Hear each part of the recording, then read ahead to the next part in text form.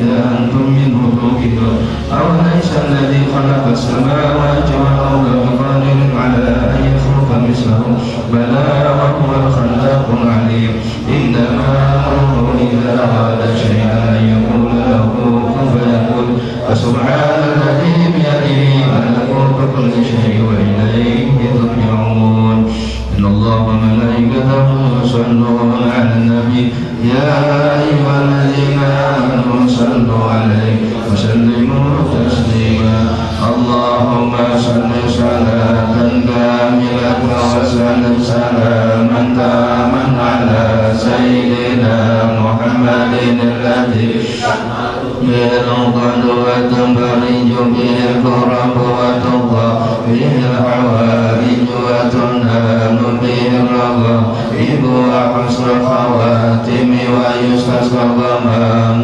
بوجهه الكريم وعلى آله وصحبه في كل لمحة ونفس بعدد كل معلوم لك اللهم صل صلاة كاملة وسلم سلاما تاما على سيدنا محمد الذي تنحل به العقد وتنفرج به اللهم صل على سيدنا مولانا محمد وآله وصحبه أجمعين اللهم إنا نستغفرك ونستودعك ديننا وأنفسنا وأهلنا وأولادنا وأموالنا وكل شيء أعطيتنا اللهم اجعلنا وإياهم في كنفك وأمانك وجوارك وعيادك من كل شيطان مريض جبار عن الفجعين وذي الباب من شر كل شر إنك على كل شيء قدير اللهم اجعلنا بالعافية والسلامة وعافنا بالتقوى والاستقامة وأعذنا من موجبات الندامة يوم القيامة إنك سميع الدعاء اللهم اغفر لنا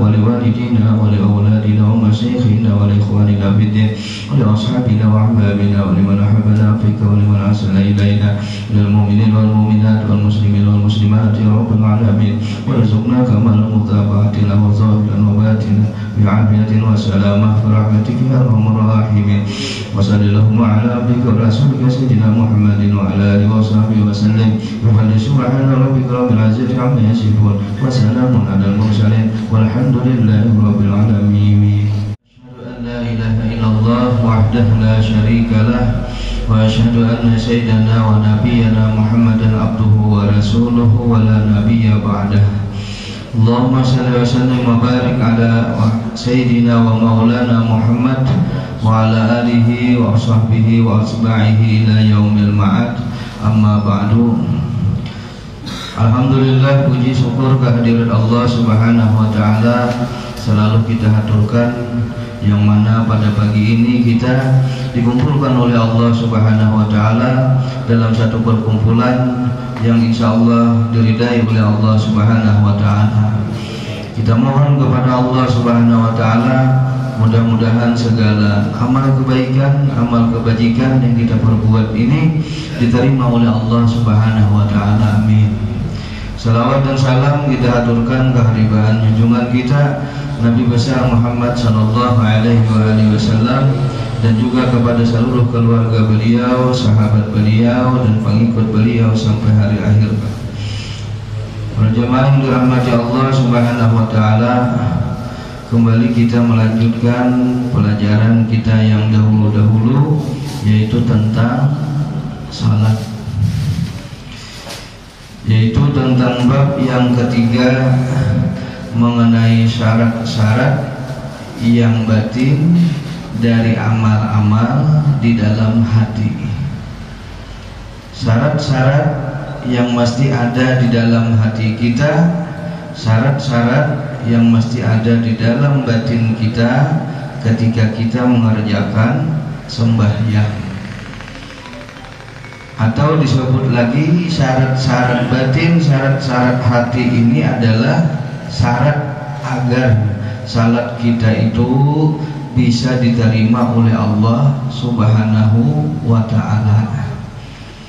Kalau bab-bab yang terdahulu kita sudah mempelajari tentang tata cara atau syarat-syarat yang jahir dalam sembahyang, itu untuk bertujuan supaya ibadah kita itu sah, ibadah kita itu benar sesuai dengan syariat. Nah, kemudian kita mempelajari lagi syarat-syarat batinnya ini supaya sembahyang kita yang sudah sah tadi bisa diterima oleh Allah Subhanahu wa ta'ala. Di dalam bab ini akan kami sebutkan, ujar pengarang, hubungan atau kaitan salat dengan khusyuk dan hadir hati. Jadi dalam bab ini pengarang ingin menjelaskan kepada kita apa yang dimaksud dengan khusyuk dalam sembahyang, apa yang dimaksud dengan hadir hati dalam sembahyang. Karena orang kada bisa khusyuk sembahyang itu kalau ini kada mengerti khusyuk itu apa. Khusyuknya aja kada tahu, kayak apa ini anak khusyuk dalam sembahyang. Nah, orang-orang yang kada mengenal dengan khusyuk ini, terkadang kayaknya dipermainkan oleh syaitan. Dia merasa sembahyangnya khusyuk, padahal sembahyangnya itu jauh keluar daripada khusyuk. Jadi kita mesti tahu batasan-batasan khusyuk itu sampai di mana. Nah, khusyuk itu ada berapa bagian, berapa macam bagiannya. Nah, mesti kita mengetahui itu. Kemudian kami sebutkan lagi makna-makna yang batin, makna-makna yang tersembunyi daripada khusyuk, batasan-batasannya, sebab-sebabnya yang bisa mendatangkan khusyuk, dan cara pengobatannya kalau selama ini kita sembahyang kada kawa khusyuk. Kemudian kami sebutkan perincian apa yang seyuknya atau semestinya untuk hadir pada setiap rukun salat. Dalam setiap rukun salat kita menghadirkan hati mengapa nang dihadirkan, agar salat itu menjadi baik bagi bekal di akhirat, supaya sembahyang itu menjadi baik dan menjadi bekal kita, sanggup kita di akhirat. Karena banyak ibadah-ibadah itu yang kita kerjakan begitu di akhirat kada ada nilainya. Banyak ibadah-ibadah yang kita merasa di dunia ini sudah banyak melakukan ibadah, tapi begitu di akhirat karena Allah dijadikan apa-apa, habaan mansurah. Amal-amal ibadah itu seperti debu yang berterbangan, tidak ada nilainya. Nah, jadi tujuan kita beribadah supaya jadi bekal di akhirat, supaya manfaat di akhirat. Nah, supaya manfaat di akhirat, maka ibadah itu mesti kita laksanakan sesuai dengan aturan-aturan syariat, aturan-aturan agama. Karena kalau ibadah itu sekehendak kita, makanya zahirnya itu diatur. Orang sembahyang itu berdirinya aja sudah diatur. Cara berdirinya macam apa, batisnya macam apa, diatur. Harus menghadap kiblat, jangan sampai terbuka batisnya. Nah, kenapa diatur? Supaya membedakan antara ibadat lawan adat. Jadi ini berdirinya berdiri ibadat, sedangkan yang macam ini berdirinya berdiri adat. Kalau sembahyang batisnya harus lurus, jangan terbuka macam itu. Jangan terbirangkang macam itu batisnya. Supaya apa? Karena keadaan adat dengan ibadat berbeda. Jadi berdiri kita sembahyang itu berdiri ibadat. Berdiri ibadat itu berdiri itu ada nilai ibadat, nilai pahala. Nah, bila kita kerjakan macam itu ibadat, nah maka itu ibadat menjadi bekal kita di akhirat karena kita kerjakan sesuai dengan syariat. Penjelasan mengenai persyaratan khusyuk dan hadir hati. Khusyuk dan hadir hati. Ada yang menyebutkan hadir hati itu bagian dari khusyuk. Ada lagi yang menyebutkan hadir hati itu pembukaan khusyuk. Jadi khusyuk itu bagian tersendiri. Khusyuk dengan hadir hati beda. Nah tapi kalau setiap orang yang khusyuk pasti hatinya hadir. Tapi orang yang hadir hati belum tentu lagi khusyuk. Tapi hadir hati ini pembukaan, pembuka kita untuk bisa khusyuk dalam ibadah. Nah khusyuk dan hadir hati itu ulama ada yang menyebutkan hukumnya di dalam ibadat itu sunat muakkad, sunat yang sangat kuat, apalagi dalam sembahyang itu sunat yang sangat kuat. Ada lagi yang menyebutkan khusyuk dan hadir hati itu merupakan syarat ibadah. Di sini khususnya sembahyang, syarat bagi sembahyang supaya sembahyang itu diterima oleh Allah Subhanahu wa ta'ala. Karena Allah kada menerima dari ibadah sembahyang seseorang itu kecuali ma'akala, kecuali nanginya sadar dengan gawian sembahyangnya. Jadi kita sembahyang ada gawian kita yang kita kada sadar, maka bagian sembahyang itu kada mendatangkan pahala, kada diterima oleh Allah. Kita ruku kita ada hadir hati dalam ruku tadi, maka bagian ruku tadi, nah Allah kada menerima, kada memberi balasan, kada memberi pahala. Kita sujud, kawa hadir hati, nah maka sujud kita ini sujud yang diberi Allah ganjaran, diberi Allah pahala. Nah jadi dalam sembahyang itu ada bagian-bagian yang Allah menerima, ada bagian-bagian yang Allah kada menerima, yaitu yang mana kaitannya dengan hadir hati dan khusyuk tadi.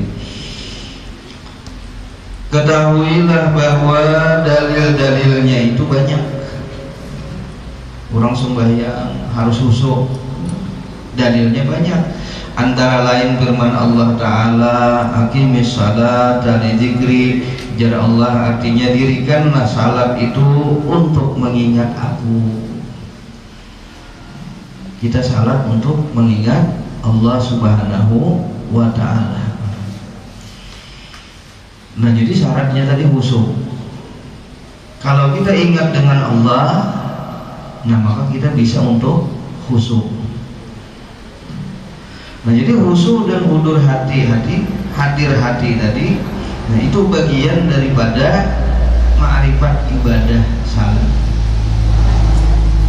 Bagian ma'rifat ibadah salat. Kalau orang tuh sembahyang, kada ada keinginan di hatinya ini hendak khusyuk. Aku nang penting sembahyang, hati ini hadir gak khusyuk, gak kada kan. Itu kalau jadi masalah, penting aku sembahyang. Nah ini orang nang kada menghendaki ma'rifat lawan Allah Subhanahu wa ta'ala. Sedangkan salat ini adalah sarana yang paling mujarab bagi seseorang itu kalau ini hendak kenal dengan Allah Subhanahu wa ta'ala, kalau ini hendak dekat dengan Allah Subhanahu wa ta'ala. Nah jadi mesti dengan khusyuk ini. Dan setiap orang yang berakal pastinya hendak kenal dengan Tuhannya. Setiap orang yang berakal pasti ada keinginan ma'rifat, kenal dengan Allahnya, kenal dengan Tuhannya. Kalau orang di hati ini kada ada keinginan mengenal Allah, kada ada keinginan dekat dengan Allah, nah maka ini orang disebut orang yang akalnya kada sempurna di sisi Allah Subhanahu wa ta'ala. Nah kita selawas ini diberi Allah, selawas ini diberi makani Allah, diberi Allah rezeki, dijaga Allah, dipelihara oleh Allah, macam-macam kita ini diberi kenikmatan oleh Allah. Nah akal kita, akal yang sempurna, nah pasti ingin kenal dengan orang yang selama ini memberi nikmat kepada inya. Pahamannya, andai kata kita ini hidup di dunia, nah, lalu setiap hari kita ini ada memberi kita nikmat, setiap hari ada memberi kita rezeki. Bila beisukan misalnya di hadapan rumah kita ada makanan, setiap hari di rumah kita ada materi makanan, macam-macam materi. Sedangkan kita ada tahu orangnya. siapa nama Atari. Orang yang akalnya baik pastinya ingin mengenal siapa memberi selama ini, memberi selawas ini siapa. Nah kayak itu juga kita dengan Allah Subhanahu Wa Taala. Kita mesti ada dalam hati kita ini hendak tahu kayak apa Allah itu, kayak apa kita bisa dekat, kayak apa bisa kita dicintai oleh Allah Subhanahu Wa Taala. Nah jalan salah satunya adalah dengan ibadah yang baik, yaitu ibadah yang dikerjakan sesuai dengan syarat rukunnya dan hadir hati khusyuk dalam ibadah tadi. Jadi ma'rifat itu kada ada ilmunya. Kalau ada ilmu ma'rifat ada. Ma'rifat itu yang ada hanya amal ma'rifat. Amal ma'rifat. Karena ma'rifat kada kau dijangkau. Kita kada kau meraih ma'rifat itu. Kita ini hanya kau menanai dengan ma'rifat itu. Nah kayak apa menanainya? Dengan ibadah-ibadah. Jadi orang beribadah itu menanai supaya ini dicintai oleh Allah Subhanahu Wa Taala. Nah dengan orang beribadah yang baik, asal ibadahnya baik sesuai dengan apa yang diajarkan oleh syariat, tunggu aja. Nah karena pasti diberi Allah cahaya-cahaya ma'rifat itu, kenal dengan Allah, mengenal Allah. Bila orang sudah mengenal Allah, nah maka setiap perbuatannya itu pasti istiqamah, sembahyangnya istiqamah, ibadahnya istiqamah, dan dia pasti takut kepada Allah. Nya kedua ni maksiat, nya bertamuan dengan sesuatu yang dibenci oleh Allah, nya kedua ni memperbuat. Nah ini pertanda orang sudah diberi Allah ma'rifat. Jadi ma'rifat itu bukan berarti orang ini dibukakan pintu penglihatan nang gaib misalnya, bukan itu ma'rifat. Nya bisa kasat mengetahui hati orang, bukan itu ma'rifat. Kalau ma'rifat dia di macam itu, nah orang-orang yang di luar kita pun banyak yang bisa melihat hati orang, bisa melihat nang gaib banyak. Tapi ma'rifat itu, nah manakala Allah memberi kepada kita ini dengan apa yang disuruh Allah takutan, kita takutan, dengan apa yang diperintah Allah kita ketunjuk melaksanakannya, itu berarti kita sudah diberi oleh Allah ma'rifat. Dalam kata lain, kita istiqamah menjalani jalan Allah Subhanahu Wa Taala. Jadi Allah sembahyang. Jadi Allah sembahyang macam ini yang baik, kita gawi sebaik-baiknya. Nah ini menunjukkan kita itu hendak ma'rifat kepada Allah Subhanahu Wa Taala. Jadi kenapa kita salawat ini sembahyang? Nah, kita salawat ini sembahyang, tapi kada ada asarnya, kada ada pengaruhnya lawan kita. Pada sembahyang terus, ada yang haram kita ambil, ada yang perbuatan yang maksiat kita gawi. Pada sembahyang aja, kenapa macam itu? Nah, karena kita kada diberi Allah ma'rifat. Allah kan memberi ma'rifat itu karena ibadah kita kada kita gawi dengan sebujurnya, ibadah kada kita gawi dengan sebaik-baiknya. Nah jadi mesti di hati kita ada pertama keinginan, nah dalam setiap ibadah itu, bahwa ibadah yang akan kita kerjakan ini adalah ibadah untuk mengenal Allah. Nah kalau kita beribadah itu hendak mengenal Allah, nah maka kita pasti mengerjakan ibadah itu dengan sebaik-baiknya, baik rukunnya, baik syaratnya, dan adab-adabnya. Zahir perintah itu adalah wajib. Jadi ujar Allah dalam Al-Quran, aqimis salat dan zikri, dirikan salat itu untuk mengingat aku. Nah zahir perintah ini itu ada hukumnya wajib. Arti wajib, bila orang sembahyang kada ingat lawan Allah, berdosa. Orang sembahyang kada khusyuk, nah ini orang ini mendapat siksa. Makanya dahulu disebutkan berapa banyak orang yang sembahyang itu, nah sembahyangnya itu menjadi hukuman baginya. Sembahyang tapi kada menenangkan baginya. Sembahyang tapi justru orang ini bertambah rusak. Kenapa sembahyang itu menjadi siksaan bagi dirinya? Kan sembahyang itu kita kada khusyuk, jar Nabi, nah maka sembahyang itu naik. Jadi sembahyang ini digambarkan oleh Nabi di dalam diri kita. Nah, kalau kita sembahyang nih, kalau sembahyang kita baik, maka keluar dari ubun-ubun kita ini cahaya yang putih. Cahaya putih naik dibawa menghadap kepada Allah. Nah, tapi sembahyang yang baik ini kita mendoakan dengan orang yang sembahyang. Apa ujarnya? Nah, ujar sembahyang yang baik ini, semoga Allah menjaga engkau, semoga Allah memelihara engkau sebagaimana engkau sudah memelihara menjaga aku, ujar sembahyang. Nah, tapi kalau sembahyang kita ini kada baik, maka sembahyang itu diibaratkan keluar dari ubun-ubun kita itu cahaya yang hilang, cahaya yang gelap. Sembarinya berdoa, ya sembahyang tadi apa? Nah, semoga Allah kada memelihara engkau, semoga Allah menyiksa engkau sebagaimana engkau sudah menyia-nyiakan aku, ujar sembahyang. Nah, jadi itu perintahnya adalah wajib bagi kita setiap anak sembahyang. Makanya mesti kita syariatnya itu berwudu. Kenapa disuruh berwudu? Supaya kita ini membersihkan diri kita. Karena dengan berwudu tadi, dosa-dosa di anggota kita itu digugurkan oleh Allah Subhanahu wa taala. Kita berkumur-kumur, dosa di mulut kita digugurkan oleh Allah. Kita beristinsyak masukkan banyu ke hidung, dosa yang ada di hidung kita ini digugurkan oleh Allah. Kita membasuh muha, dosa yang ada di muha kita ini digugurkan oleh Allah. Membasuh tangan sama, membasuh kepala, telinga, batis digugurkan oleh Allah dosa-dosa. Nah, sehingga dengan kita berwudu tadi, kita menghadap Allah dalam keadaan bersih, dalam keadaan yang sudah bersih. Nah, semestinya macam itu. Nah, kita dalam keadaan yang bersih ini menghadap Allah, nah maka beribadah itu, sembahyang itu akan mudah bagi kita.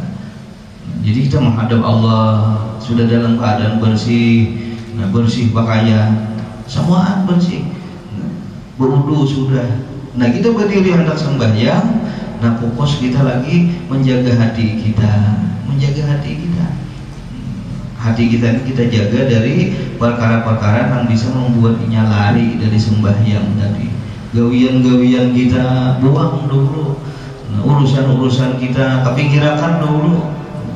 Kita tujuan kita hanya sebutin kita beribadah ini hendak kenal Allah, hendak marifat kepada Allah.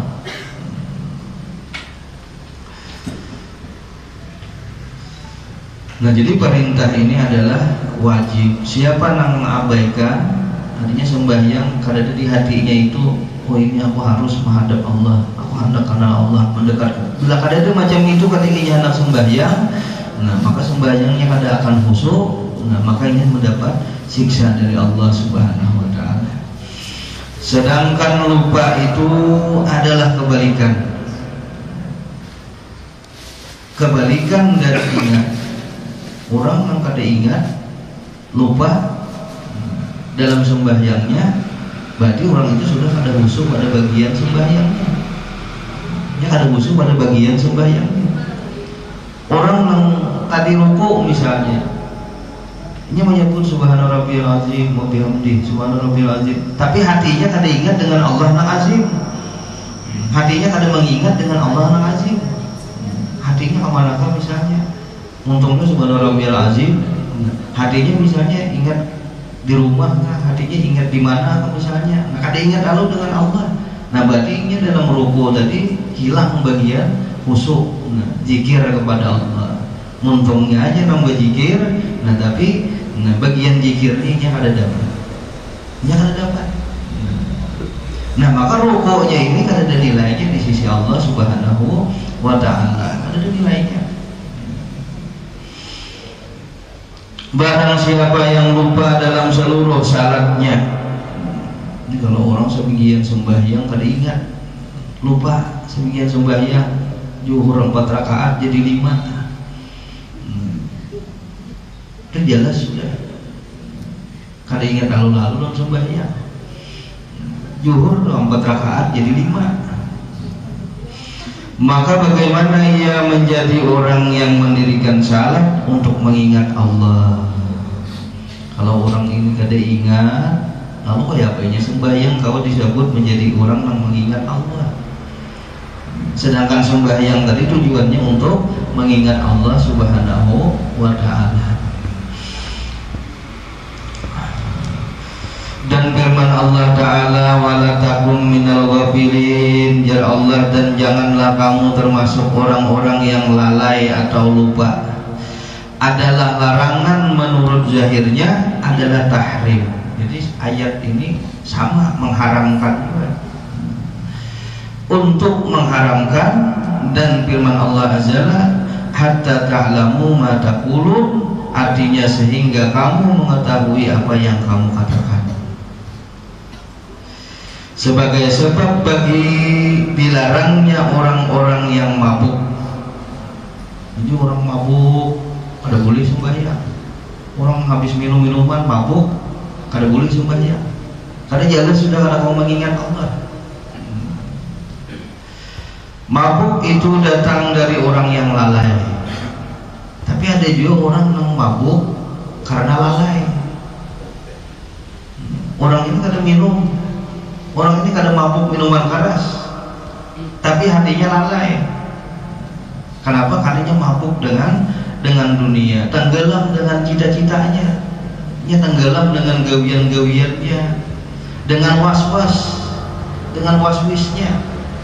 Ada orang yang takbir itu kadang-kadang sampai 5, 6, 7 kali. Nah sembahyang itu takbir Allahu Akbar, was-was. Ini bukan mengingat Allah, tapi justru orang was-was. Sembahyang zuhur Allahu Akbar, asal ada pas bahasa ulang Allahu Akbar, asal ada pas bahasa ulang Allahu Akbar. Ini bukan orang khusyuk ini. Orang khusyuk ada mau macam itu, ada mau. Kalau orang bujur-bujur khusyuk, nah, sesuai dengan ilmunya, sekali cukup takbir itu Allahu Akbar, yakin hatinya bahwa yang dikerjakannya tadi bujur.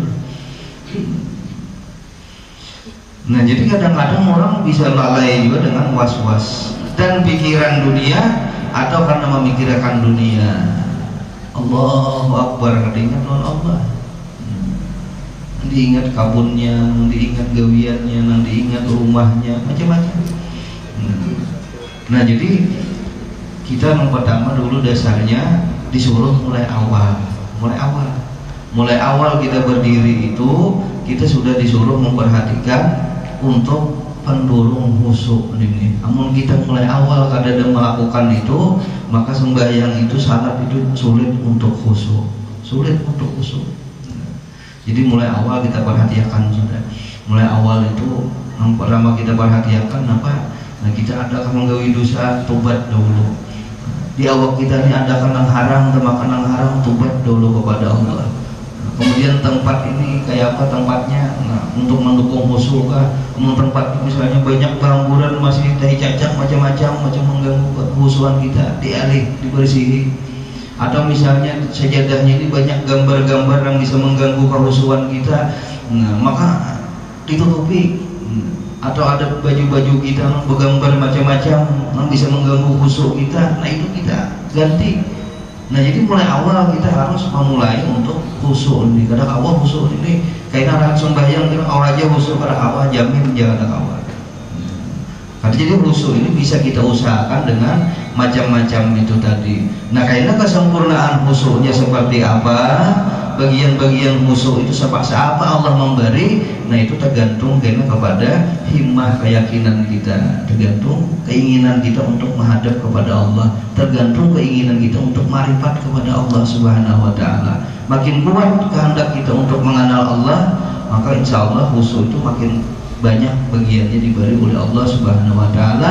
Bagian khusyuk itu akan banyak nanti diberikan oleh Allah Subhanahu wa ta'ala kepada kita. Nah jadi khusyuk ini yang utama, yang penting kita utamakan mulai awal. Makanya kita mulai berdiri itu disuruh. Nabi menyuruh, Nabi bila sembahyang sab dibagus akan itu mendukung untuk khusyuk.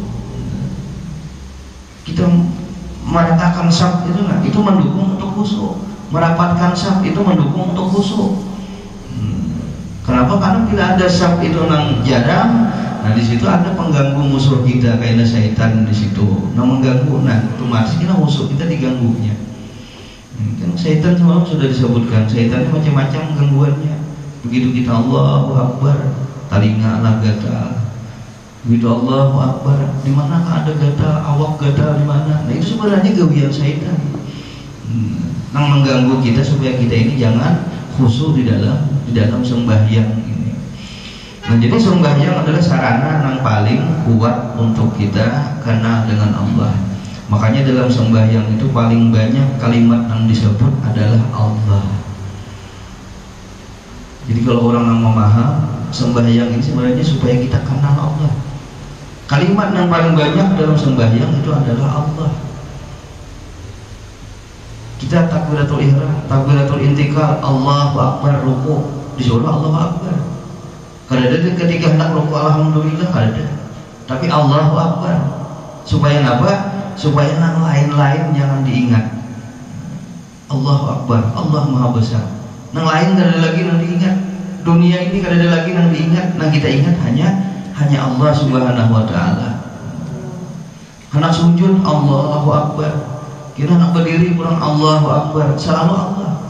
Nah kenapa sebabnya itu? Karena kita manusia awam yang menjalani awal ibadah, pasti hati kita ini banyak lari dari ibadah. Banyak lari dari ibadah. Karena nafsu kita ini pasti kada senang dengan ibadah. Kita yang awam ini kebanyakannya berat beribadah. Sehingga ibadah itu sulit untuk khusyuk. Nah, bila kita lari hati kita disuruh Allahu Akbar supaya ingat pulang lawan Allah Subhanahu wa taala. Bila kita ingat Allahu Akbar tadi, nah hajar kita disuruh memuji Allah. Kita nak rukuk tuh. Allahu Akbar, nak rukuk. Nah, jadi begitu rukuk, kita sudah ingat Allah, hajar kita disuruh Subhana rabbiyal azim, mengingat Allah. Mengingat di mana? Mengingat tadi aku sudah diingatkan Allah. Diingatkan Allah tadi aku kada ingat sembahyang, diingatkan oleh Allah. Allahu Akbar kita rukuk, kita rukuk, nah kita sadar, lalu kita Subhana rabbiyal azim, nama suci Allah, nama Maha Agung. Kenapa? Diingatkan oleh Allah tadi banyak kada ingat dalam sembahyang. Nah jadi orang-orang kita awam ini biasa masalah macam itu. Yang penting kita berusaha untuk sembahyang kita itu kita jadikan pertama tujuannya adalah untuk kenal dengan Allah Subhanahu wa taala. Makanya kita perlu pelajari tentang bab-bab khusyuk ini, sampai di mana batasan khusyuk, napa buahnya khusyuk. Nah, apabila kita menggawi ini apakah khusyuk dalam sembahyang atau lain, walaupun pinanya kayak khusyuk. Nah, kita perlu tahu itu. Nah jadi hatta ta'lamun ma ta'qulun, sehingga engkau mengetahui apa yang kamu katakan. Dan penyebab kita kada khusyuk itu diantaranya, nah kita ini mabuk oleh cita-cita kita, kehendak-kehendak kita, atau kita ini karena was-was kada yakin dengan Allah Subhanahu wa taala. Nah itu karena ilmu kita juga, atau karena pikiran-pikiran dunia yang banyak masuk ke dalam otak kita.